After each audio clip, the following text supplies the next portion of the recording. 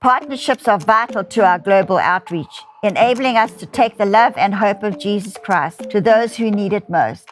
Our Boots on the Ground Partnership Program physically ministers to those in desperate situations all over the world. The Israel Partnership furthers Kim's legacy of outreach to Israel and Jewish people worldwide. We invite you to become a partner today. Join us today and be part of a community that inspires hope, brings restoration to life, and often healing from the past. Together, we can make a difference, and we thank you for your ongoing support.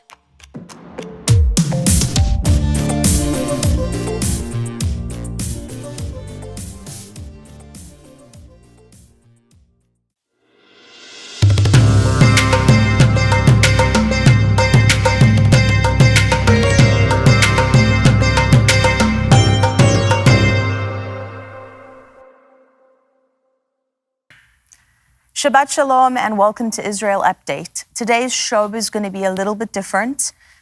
There is a man in this earth who is an incredible voice for the Jewish people, and he is the son of one of the Hamas founders. This guy's story is incredible. I've read his book, and he's really emerging as a voice of reason, logic, and support for the Jewish people and for the nation of Israel. There's so much that I've wanted to say about this, talking about the ideology that's so dangerous when it comes to the Palestinian cause, wanting to talk about what it is that they believe, why it's such a problem. But this man himself is going to do an infinitely better job than I could do explaining it, or that Doobie could do explaining it, because he lived it. So you're going to see clips of an interview right now between the son of Hamas and Douglas Murray, who is an incredible spokesman for the Jewish people, a phenomenal journalist. He's been to the borders of the war. He has been in incredibly dangerous situations, and he brought in the son of Hamas to do an interview to talk about the ideology that is overtaking the United States, overtaking parts of Europe.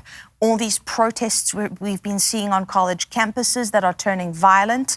And so I want you to stay tuned. It's not going to be very long, and there's just certain snippets that I've chosen, but please stay tuned. We need to be educated about this topic.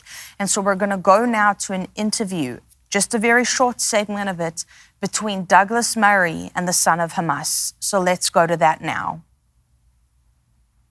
What sort of things were you taught when you were growing up? You know, Jewish hatred, this is not a secret thing.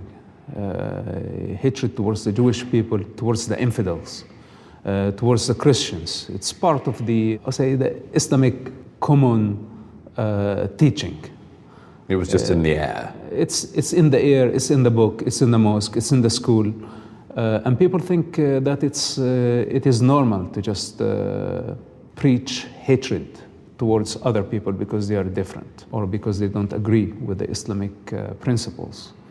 So wherever you go, there is hatred towards anything that was not Islamic. And particularly against the Jews and Israel? Mostly. When you were growing up, and presumably you absorbed this in your family home, in the mosque, in school, and people assumed that the aim was the eradication of Israel. That was the main aim. Am I right? Yes, this is, it's not only in Hamas charters, it's in fact a desire not only for the Palestinian Islamic movements like Hamas, Muslim Brotherhood, Islamic Jihad, Hizb ut-Tahrir, Salafi jihadists. Even in the past years we had the Islamic State in the Palestinian arena, but it's also the non-Islamic movements that praise Jewish slaughter. And this was the biggest problem that they had in the 90s during the suicide bombing attacks. In the second Intifada? In the second, before and after the second Intifada. And people used to celebrate. So when the news came through that there had been a successful suicide bombing in Tel Aviv, it was... At least I would say a majority of the Palestinian population celebrated, praised a suicide bombing attacks, even though it targeted civilians, mostly civilians. And everyone knew that?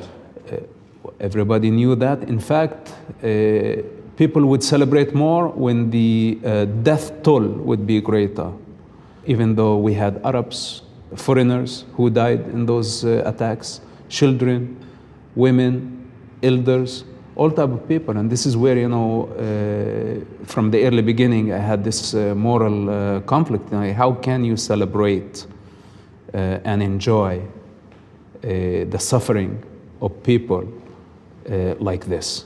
When I was under the conditioning of the rigid conditioning of Islamic Palestinian family, at the beginning you think that the Israelis deserved that. They took our land, they killed our people, they are against our God, they want to destroy us. You get to a point now when you see your enemy down, you celebrate that. You, in the end, you were extricated from the situation. You managed to start a new life outside of this region. Now, particularly after October the 7th, you've been a very prominent voice again, come back very strongly into media and public consciousness, among other things because you're somebody who has an unusually clear insight into the mindset that can do something like October the 7th. Can you explain the mindset just for anyone watching this from America or anywhere else in the West? Like, what makes somebody want to strap on a suicide vest and walk into a public place and detonate? Every individual is different, and there are so many dimensions. There is a personal dimension, there is a political one, there is an ideological one. The most powerful dimension is the ideological one. A suicide bomber inspired by a God who hates the Jewish people, who hates the infidels. But in the meantime, he's a Palestinian, he's got a cause, he's living the victimhood. He's been conditioned in a climate of a propaganda that is anti-Israel, anti-West, anti-infidel, anti-anything that is non-Muslim, that is different. Then you can add to that some envy, some jealousy, whatever it is, there are infinite forces that come at play that can actually cause an individual to strap up a suicide vest and end up killing himself and killing so many other innocent people that they never met before. And of all the people you met who wanted to do this, I mean, the belief that they were going to do this and that it was a righteous act, an act justified by God and their religion, but they also literally believe that they're going to go straight to paradise. Of course, there has to be a reward. You say of course, but it's not. It's very alien to the rest of the world, this idea. I mean, it is, but for those who live in delusion, to believe in principle, in some entity that exists somewhere in the universe, that is punishing and rewarding people based on their obedience or their disobedience. One of the things in the Quran that Allah hates the Jewish people for being disobedient. Hence, many of those jihadists think that they are the sword of God on earth, that they are actually manifesting the punishment against the Jewish people for being disobedient.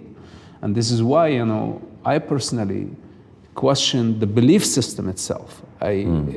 I thought it was not enough to work in counter-terrorism, shooting down terrorists or trying to stop a suicide bomber before they reach their target. But after 10 years of this operation, I came to realize that we were fighting a ghost because we did not deal with the belief system. And this is why, when I go publicly and say Islam is a problem, because whether if you believe that your reward is a 72 virgins in the afterlife, or you believe that you are blessed by the same entity in this life, you still believe in a hypothetical God which does not exist. But this God is actually your drive in life. So this is your delusion. And in my opinion, anyone who believes in such a God have a mental issue, and they actually should be in a mental asylum. But when you have 2 billion people like this, it becomes a majority, and it becomes the agreeable. It becomes a certain truth, even though it's just a projection of human ego. So as someone who lived this delusion and broke free, to be delusional is something. To be a delusional suicide bomber is something else. Everybody can have whatever dream they want to have in reality, their perception of reality, but there is a limit. Tell me about the families quickly. When a suicide bomber went off in this period and killed people, how did their families back in the West Bank react? It's a very strange phenomenon because they just lost their child.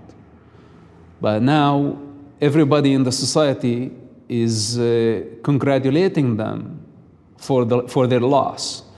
They don't say, we're sorry for your loss. It's a great job. It's a great gift to the society. Congratulations. Your son is a shaheed.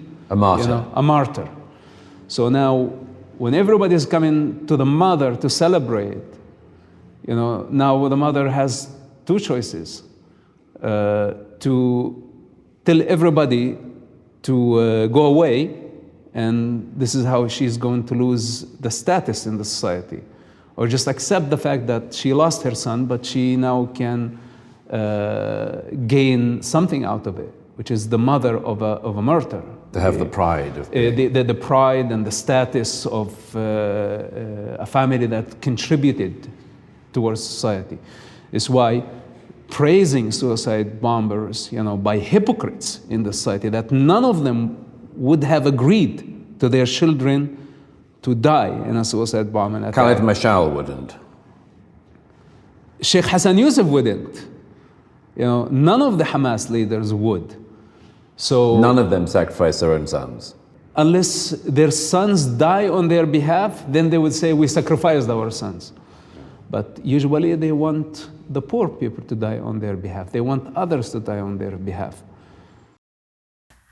I don't know about you, but I found that incredibly moving, obviously really horrifying, but also inspiring that somebody like this is speaking up for the Jewish people and for the nation of Israel. And when we look at what happened in the Holocaust, when we look at what happened during the time of the Nazis, the biggest group of people were bystanders who didn't say anything and do anything to change the situation.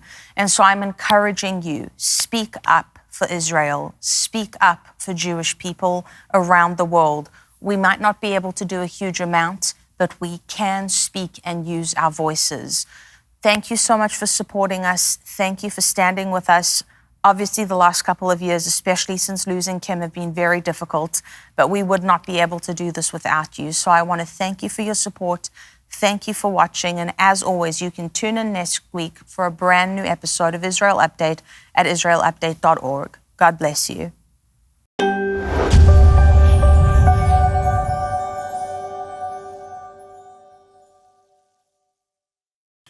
Do you have a God problem? This week on Real Life, Real Faith, we are going to do our best to attack topics and problems and real issues and apply biblical principles to those. And so you do not want to miss it this week on Real Life, Real Faith.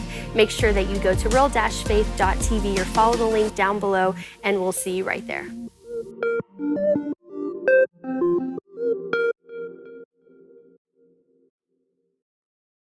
I'm excited to announce we're having a huge MyPillow spring sale, and here's a few examples. Buy one of our MyPillow 2.0s, you get another MyPillow 2.0 absolutely free.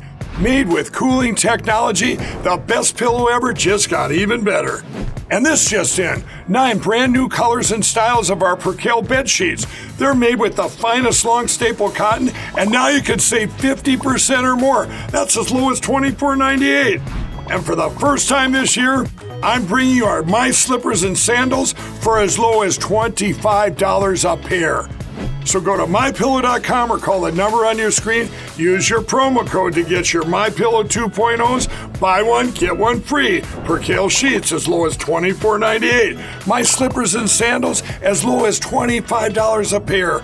And for a limited time, when you order $75 or more, your entire order ships absolutely free. We here at the House of Destiny are partnering with you to let our viewers, of course, know about your company. It's Beverly Hills Precious Metal. Andrew, explain how that works. So I'll walk you through it right now. So if you go to bh-pm.com, right there on the homepage, you'll see a form that you could fill out. And that form is very important in letting us know how we can help you. So you just put in your first name, last name, email address, phone number. There's a section that says, how did you hear about us? And in there, put Kim Clement. And then there's a portion where you could write a couple of notes down on the bottom. Usually within about 24 to 48 hours, we'll contact you by phone call, and then we'll go over everything with you. This isn't a high pressure deal. We always recommend that if you feel uncomfortable, take a step back, pray about it. You will gain the answers that you need by doing that, and come back to us when you're comfortable.